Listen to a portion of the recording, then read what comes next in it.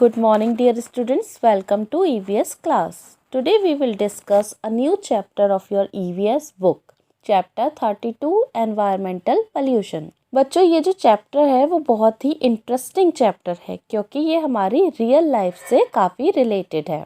आज के टाइम पर environmental pollution is one of the biggest threat. हमारे लिए सबसे बड़ी प्रॉब्लम यह एनवायरमेंटल पोल्यूशन है और इससे डील करना हमारे लिए काफ़ी डिफ़िकल्ट होता जा रहा है। सो इस चैप्टर में हम समझेंगे what is environmental pollution, environmental pollution क्या है, इसके कितने टाइप होते हैं और यह हमारे लिए कितना खतरनाक हो सकता है। So let's start. देखिए, यहाँ 2 टर्म्स हैं, one is environmental and second is pollution.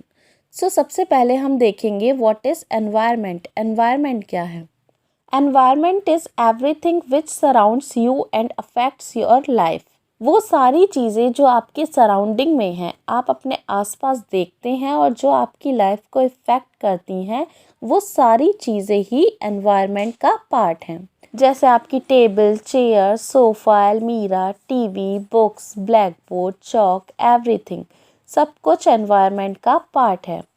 Car, bikes, buses, trains, जितनी भी चीज़ें हैं आप अपने आसपास देखते हैं, वो सब एनवायरनमेंट का पार्ट है। इसके अलावा वो सारे लोग जो आपके आसपास रहते हैं, जिनसे आप रोज़ मिलते हैं, वो सब भी एनवायरनमेंट का पार्ट हैं। So whatever we see in our surrounding is environment. जो कुछ भी हम अपने आसपास देखते हैं, वो सब एनवायरनमेंट है। वो चाहे स्कूल बिल्डिंग हो, ब्लैक बोर्ड हो, चेयर हो, बुक हो, टेबल हो, लैंड, माउंटेन्स, रिवर्स, कुछ भी हो, वो सब एनवायरनमेंट के पार्ट हैं। So we can say that place, people, things and nature that surrounds any living organism is called environment. वो सभी चीज़ें जो किसी लिविंग ऑर्गेनिज्म को घेरे हुए हैं, वो सभी उसका एनवायरनमेंट है। इनफैक्ट ये जो वर्ड है एनवायरनमेंट, वो एक फ्रेंच वर्ड एनवायरनर से लिया गया है, जिसका मीनिंग है नेबरहुड। सो अब आपको पता चल गया है कि एनवायरनमेंट क्या होता है। अब हम देखेंगे पोल्यूशन किसे कहते हैं। पोल्यूशन जो वर्ड आया है वो आया है वर्ड पोल्यूट से। पोल्यूट का मतलब होता है टू मेक समथिंग डर्टी, किसी चीज़ को गंदा करना। सो एनवायरनमेंट पोल्यूशन मीन्स एनवायरनमेंट को गंदा करना, एनवायरनमेंट को ख़राब करना एनवायरमेंटल पोल्यूशन कहलाता है। So what is environmental pollution? It is the presence of some unwanted particles और substances in our environment which may be harmful for animals and plants. हमारे एनवायरनमेंट में अनवांटेड पार्टिकल्स या substances का होना जिससे किसी भी ऑर्गेनिज्म को हार्म होता है, उसे एनवायरमेंटल पोल्यूशन कहते हैं। And such substances are known as pollutants. ये जो सब्सटेंसेस और पार्टिकल्स होते हैं जो हमारे एनवायरनमेंट को नुकसान पहुंचाते हैं, उन्हें कहते हैं पोल्यूटेंट्स। ये ह्यूमन के लिए, प्लांट्स के लिए, एनिमल्स के लिए हार्मफुल होते हैं। Now come to your book. Pollution is addition of harmful substances to air, water and land. हवा, पानी और ज़मीन में harmful substances का ऐड होना ही pollution कहलाता है।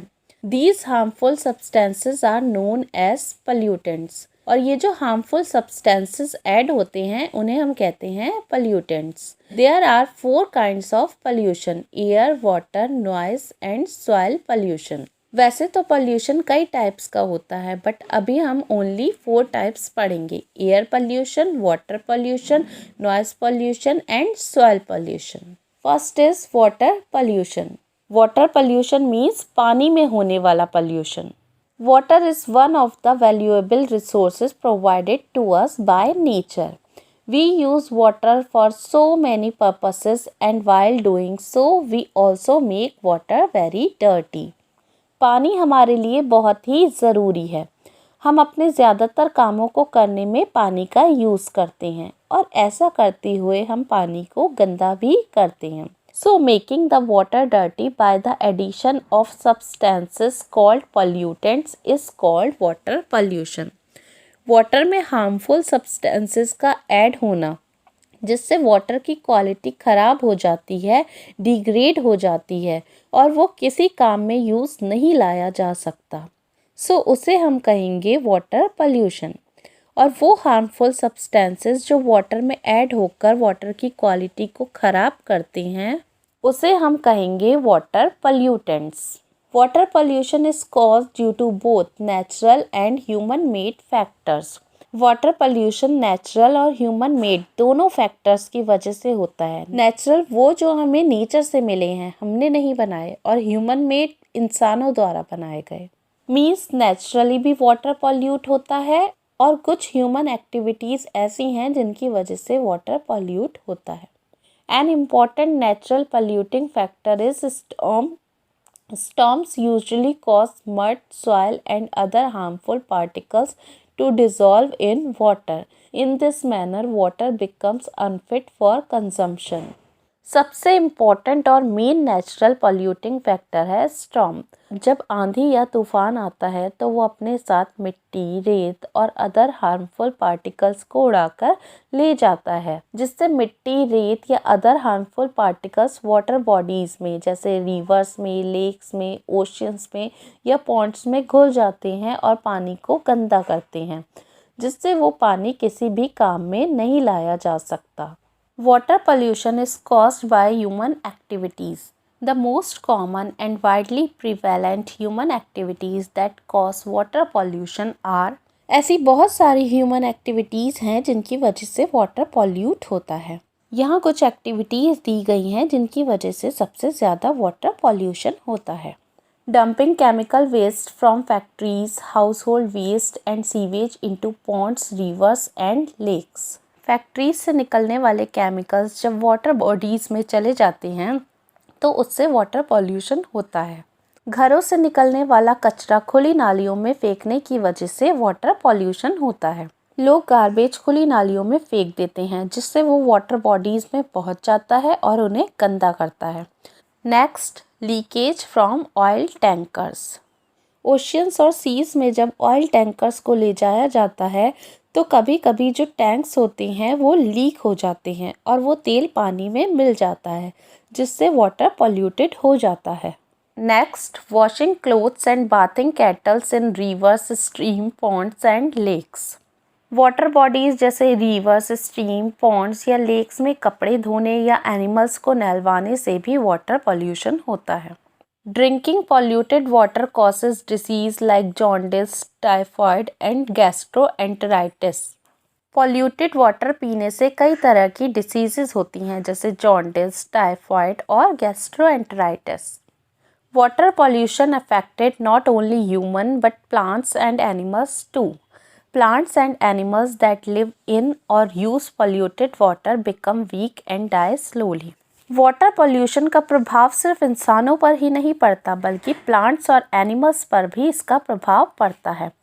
वो प्लांट्स और एनिमल्स जो गंदे पानी में रहते हैं या उसका यूज़ करते हैं धीरे धीरे बीमार पड़ने लगते हैं, उनमें कमज़ोरी आने लगती है और कुछ टाइम बाद उनकी मृत्यु हो जाती है। हर साल बहुत सारी फिशेस और वाटर में रहने वाले ऑर्गेनिज्म वाटर पॉल्यूशन के कारण मर जाते हैं। Due to the presence of pollutants in water, plants are unable to prepare their food. Their growth is affected. Animals consume this polluted water and become sick. Water में pollutant present होने की वजह से प्लांट्स अपना खाना नहीं बना सकते, जिस वजह से उनकी ग्रोथ पर इफ़ेक्ट पड़ता है। मोस्टली एनिमल्स इस पॉल्यूटेड वाटर को पीते हैं, जिस वजह से वो बीमार पड़ जाते हैं। हर साल बहुत सारे एनिमल्स वाटर पॉल्यूशन के कारण अपनी जान गंवा देते हैं। Water pollution has serious effects on us and our environment. So what can we done to reduce it? हम इसे कम करने के लिए क्या कर सकते हैं? वाटर पॉल्यूशन को कम करने का सबसे आसान तरीका है कि हमें वाटर बॉडीज़ में गार्बेज नहीं फेंकना चाहिए, वाटर बॉडीज़ में कपड़े नहीं धोने चाहिए और एनिमल्स को उनमें नहलाना नहीं चाहिए और लोगों को भी ऐसा करने के लिए मना करना चाहिए। इसके अलावा इंडस्ट्रीज़ और फैक्ट्रीज से निकलने वाले वेस्ट और केमिकल्स को डायरेक्ट वाटर बॉडीज़ में नहीं फेंकना चाहिए। नेक्स्ट, फील्ड्स में पेस्टिसाइड्स और इंसेक्टिसाइड्स का कम से कम यूज़ करना चाहिए.